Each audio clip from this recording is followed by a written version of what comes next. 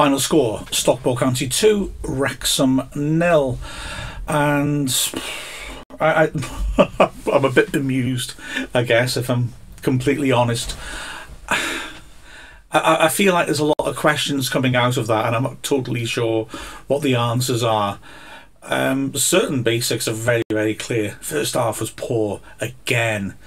Now, a few people have been saying our last 3 away games have shown poor first half performances, and we've had to turn things around or try to.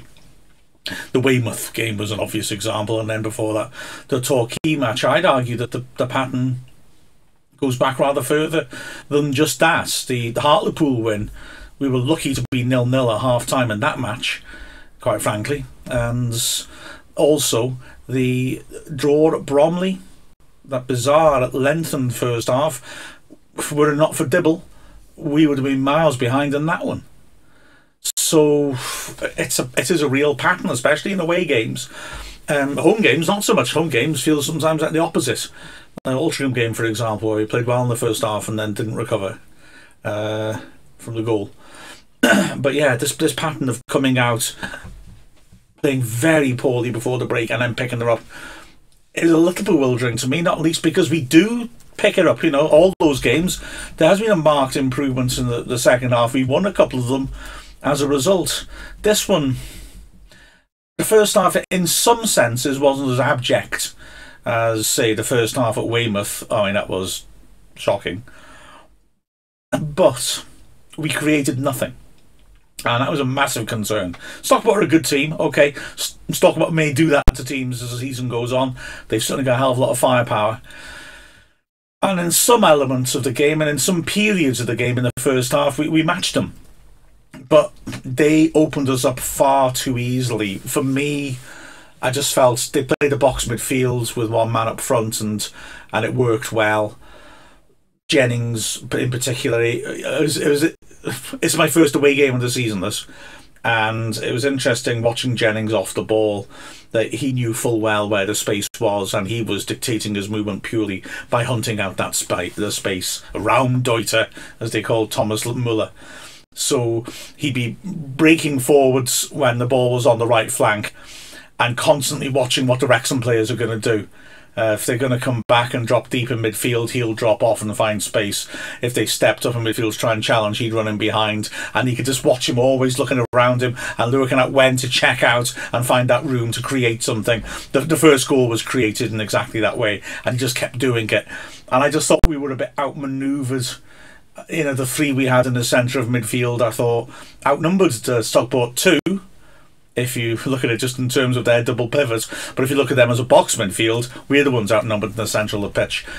And they worked some nice overlaps and some nice little overloads on the flanks as well. I mean, the first goal starts that way, but the execution and the movement of it, I've got to say, was utterly fantastic, to the point that when that killer pass was played to Bennett, the scorer, you know, I had to stop myself from not clapping because the move was perfect. He knew he'd scored before it got to him. It was a beautiful goal. But anyway, let's get back to going through the events of the half before dissecting it anymore. We started badly with the ball being fed up to Bennett. Pearson stepping off and allowing Richie Bennett to turn. He drove into the box and from 20 yards hit a shot which took a deflection off Pearson's heel and hit the outside of the post. A really lucky escape for Wrexham. The corner was a bit of an escape as well. Stockport put a lot of good quality in from set pieces. It was whipped in, and luckily for Wrexham, Lewis Maynard arrived a fraction too soon. 6 yards out, he got a touch, but it wasn't enough of a touch because it was just a bit behind him. They did actually correct a Stockport player at the far post. He couldn't bring it under control. And after that, Wrexham started to bed down, and when we got to the 10th minute mark, actually, I was feeling more satisfied. I thought, oh, maybe we're having a decent first half here. Because we were taking the game to Stockport. We weren't creating, but we were carrying the ball forwards. There was one particular really nice, long, sustained, snappy passage of play where Wrexham popped it around in Stockport's half, and without actually really threatening all that much, although Luke Young did have a shot off target, we were looking okay away from home against one of the strongest teams in the division. And then everything just cracked wide open. 12th minute. Started off, Pearson trying to nod it back to Leighton, missed the ball, and Bennett again capitalised. He was one-on-one. Leighton did brilliantly, raced very quickly off his line, made himself big, and was able to block the shot. But that reprieve didn't last long, because within a minute Stockport had that first goal. Again, an overload on the right-hand side. Begins with Jennings finding space and driving towards the edge of the area. Southern, the right wing-back, very much an attacking wing-back. Terrific pace he's got. Broke outside him, and he and Jennings combined beautifully before rolling the ball across to Bennett on a place he couldn't miss, and it was 1-0. It was a magnificent goal. They carved us to pieces. If I'm honest, that wasn't really that goal didn't worry me that much. I think most teams would struggle defending that sort of passing and movement. What came afterwards bothered me. 2 minutes later, and it's 2-0, and it's another goal from a set piece, something we thought maybe we dealt with in recent matches. A corner whipped in from the left. Like I said, they did have good quality in their set plays, and the centre-back Jordan Keane got up and met it with a good header across goal into the top right corner. We got another little bit of equilibrium, but still Stockport are pushing on and making threatening movements. Alex Reid, the ex-Wrexham striker, was looking lively, playing a bit deeper than we saw him usually playing, and the chances kept coming. Another set piece, Kitching sweeping in another corner. Reid 6 yards out, should have scored.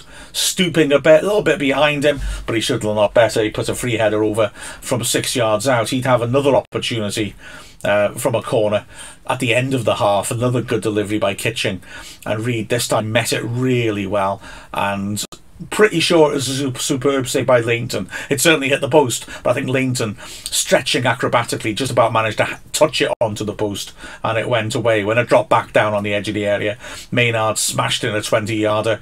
It took a nasty deflection, but Jordan Davis has stayed on the post, and he did well to clear it. It wasn't a straightforward one, but he managed to stretch and hit it away.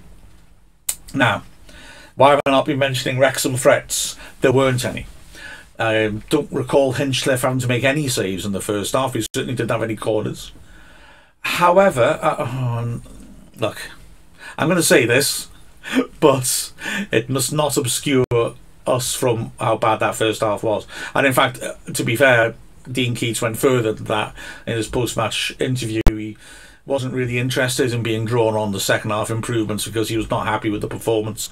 And so, yeah, quite right. But there were a couple of incidents at the end of this first half. Well, one of them, actually, to be fair, could have made a difference. 39th minute, Kelleher releases Jordan Davis with a magnificent diagonal. And Davis runs in behind Southern, who, as I say, is a good attacking wing-back, not so good defensive. And Davis, with a good first touch, is one-on-one with the keeper in the box, and Southern fouls him. Rugby tackles him. It's got to be a penalty, and it's got to be a red card. And the ref doesn't give it. The ref's not kept up with play. I'm not knocking him for that. You know, Kelleher's just hit a massive diagonal. The ref can't be everywhere at once. But it's a blatant foul. You know, the Southern's dropped on the back of him. Even if he just fallen onto him, he stopped Davis from scoring. It's a foul, and it's not an attempted tackle. It's a red card, even though it was in the box. Really was an astonishing decision by the ref not to give it.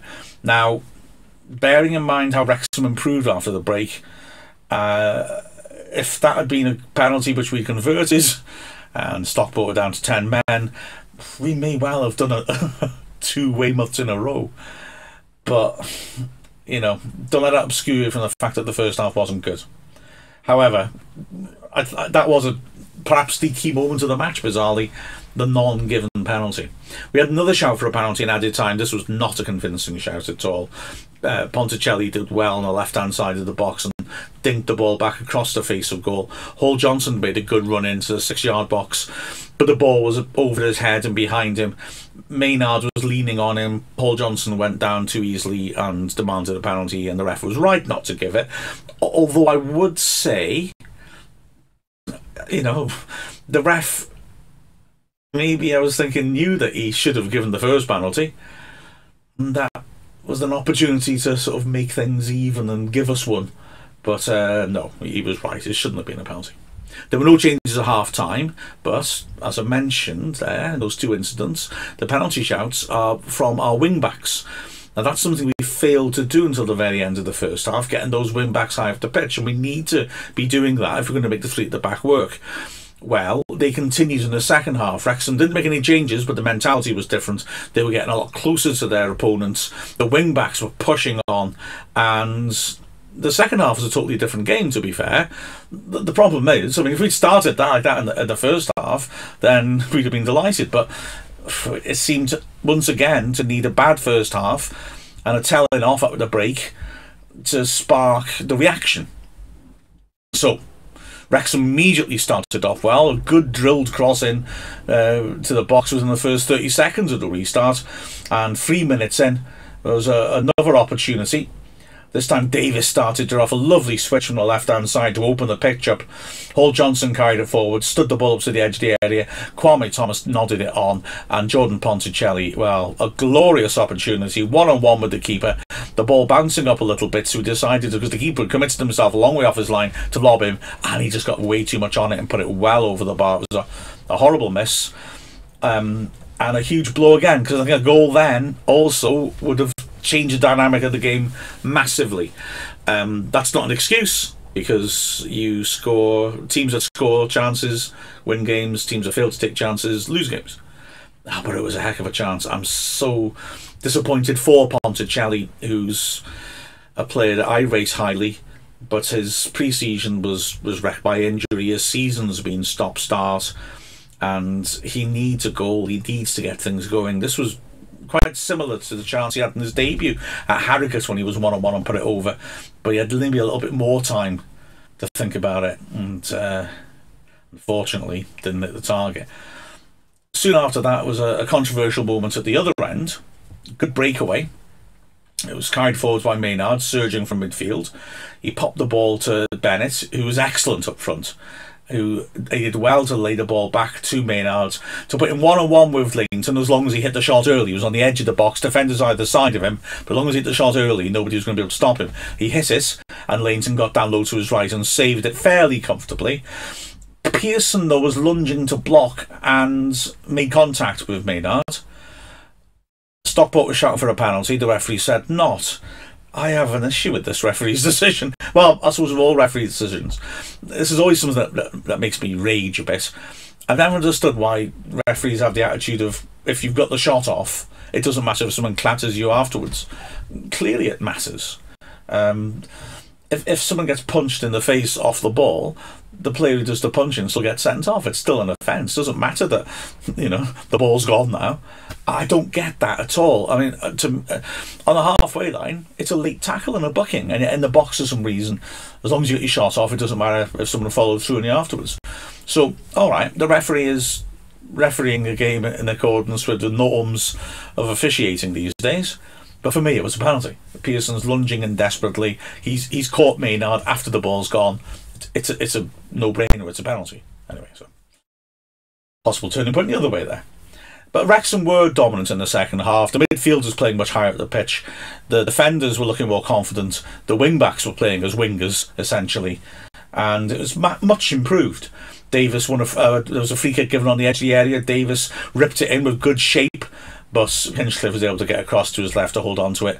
And then when that impetus started to slow down a touch, Keats made a double substitution. Kwame Thomas, who's not quite found his form since that bad head injury he got, and Torquay came off, and Adi Yusuf came on. Elliot Durrell was withdrawn as well for Dan Jarvis. Jarvis made a difference. Durrell had a frustrating time of it. It seems a shame he's playing in, I think, the position he'd like to play in the most now, this sort of attacking midfield role, and his form's just dipped a little bit. And Jarvis came on and made some good decisions going forwards and looked good, and Wrexham continued to push on. Yusuf had a couple of sort of half chances. He was scrapping away and causing issues. There were a few crosses swung into the box that just missed out on him. Then Jarvis did well to win an awkward ball and somehow squeeze it through to Yusuf. It came at a horrible height, but he just about managed to bring it down really high up on his chest, swivel, and hit a shot from the edge of the area, but it was too close to the keeper. Keats made a change going into the last 10 minutes, I think partly driven by Jay Harris making a good run into the box, and then when he was tackled, you could see him puffing a bit to try and get back. He'd really poured his heart into it, as always, Harris, and I think you could see he was just the petrol tank was running a bit low. So he was brought off, and again, a very attacking move. Paul Rutherford was brought on and used as a left wing back. Jordan Davis, who had been playing very well in the second half and was coming inside and setting chances up, was put inside as an attacking midfielder. And indeed, almost immediately, he set up Wrexham's last chance. A nice pass to find Luke Young running onto the ball 25 yards out. He drove to the edge of the area, blasted a typical shot. It took a deflection, looped wickedly over Hinchcliffe, and looked like it was going in, but bounced on the top of the bar and went behind for a corner. And from that corner, it could easily have been 3-0. It was a nasty delivery by Davis to the far post, and in the crowd, Hinchcliffe only just about got his hand on it to push it downwards. Could have gone anywhere, but Stockport broke away magnificently. Jennings and Reid surging forwards, exchanging passes. In the end, Jennings fed in Reid, and he probably should have done better, but he put the ball wide at the right post on the edge of the area. After that, as Wrexham continued to take chances and push on, even though the game was surely gone, it was basically Stockport looking more dangerous, hitting us on the break as we left players short in their own half, and Leighton coming to the rescue. Firstly, when Bennett did really well to hit the touchline on the right and pull the ball back, Jennings with a good 15-yard contact first time drove it towards inside the right-hand post, but Leighton got across well to parry, and then another very late chance falling to Bennett, who drove a shot straight, and Leighton got down well again to get a block in. And it ended 2-0, and you can't argue the better team won, no question, but frustrating in so many ways. Frustrating because the referee's decision on the penalty probably was the most decisive moment of the match. Frustrating because Ponticelli's great chance would have changed matters considerably. Frustrating because the way we played in the first half, you just want to know why they didn't go out and do that in the beg your pardon, the way we played in the second half. Why didn't they go out and do that in the first? It's a little bewildering that it's become a pattern, and I don't fully get it. Individual performances, well, we'll start at the back with, I think he's got to be the man of the match. Leighton, the only person who put in an even full 90 minutes. First half he kept the score down with a couple of really good saves. Second half he was unemployed until near the end, but he did make a couple of more good stops. So for me, Leighton, the star man. Across the back three had a bit of a rough time of it in the first half. Vassell, probably the pick of them in the first period. He got a couple of good challenges in and matched in one brilliant race Southern for pace when the really quick wing back was hurtling down the flank, and Vassell matched him stride for stride and managed to get a tackle in. In the second half, Kelleher got more involved and made some good challenges and was a bit more robust. Sean Pearson, I don't think he's quite there yet, to be honest. I don't think he's quite match fit. And yeah, he had a bit of a sort of ropey start to the game. Settled into it more. The wing-backs, Hall Johnson, the first half wasn't getting forwards enough for me. Second half was and was dangerous and did well. Davis, probably our best outfield player on balance. Most good things in the second half came through him. And in the first half he didn't get forwards enough, but he still got onto that wonderful diagonal by Kelleher. And he was still very neat and tidy on the ball. And yeah, he continues to look like left wing back or left back is his natural position. In the centre of midfield, Harris was combative, ran out of steam a bit at the end, showed a lot of heart, couldn't quite grab the game and take control of it, mind. Young also, again, been a little quiet the last couple of matches and came strong near the end with a couple of driving runs. Good early snappy passing by Young in that first 10-minute period, but then wasn't really able to stop Stockport from exploiting the space behind him and Harris as the half wore on. And Durrell will be frustrated. He was busy buzzing around, but things just weren't quite coming off for him. Up front, Ponticelli again put in a good strong shift. The first half I was frustrated with Thomas and Ponticelli. They got nothing to work with. The second half, more stuff was coming in. Thomas won a couple of headers against Hogan, but Hogan's an imposing centre-back and he didn't get too much change out of him. Ponticelli's movement was good, driving down the channels. It's just frustrating for him. Like I said, that lack of sharpness from a lack of pre-season. If he was just the parts of his game we didn't buy him for, I think, the working down the channels and being aware of where other people are and being able to play balls into the box, he's actually doing well, better than I remember him last season. But those runs into dangerous areas and the finishing's not right, and that's what we did bring him in for, and that's frustrating for him. I still have faith in him. I still think he just needs to get his confidence going and his fitness right. And then as for the subs, Rutherford didn't have much time to do much, to be fair to him.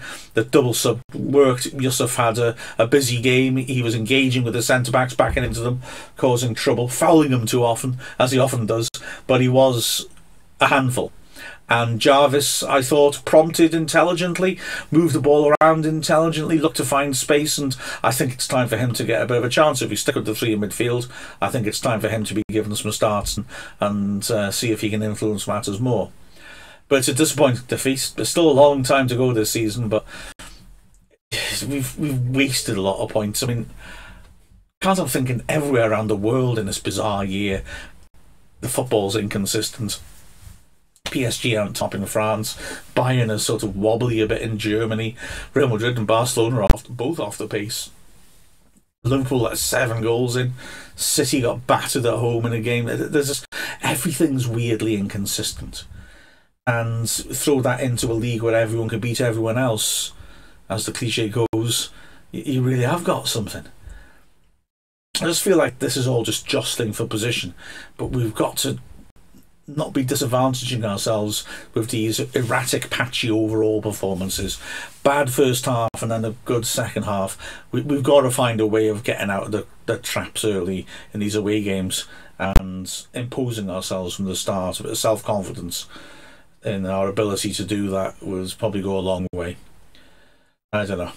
Anyway, it was darn cold. I think my face is still bright red from how cold it was. I wore my mask for much of the match, just to keep my face warm more than for COVID's sake. So, I don't know. Anyway, head to defeat, we move on. The final score of Stockport County 2, Wrexham 0. I'm Mark Griffiths from Wrexham AFC Media Team. Thanks very much for watching. Please subscribe as well so you don't miss out on any of our content, and click the bell to get notifications.